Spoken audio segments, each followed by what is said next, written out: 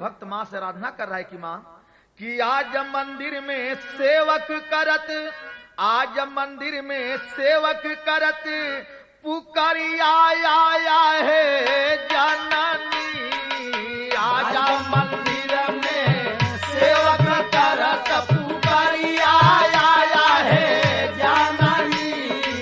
आज मंदिर में सेवक करत पुकारिया आया है जननी, आज मंदिर में सेवक करत पुकारिया आया है जननी।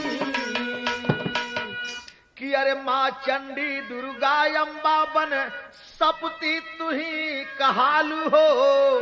अरे माँ चंडी दुर्गा अम्बा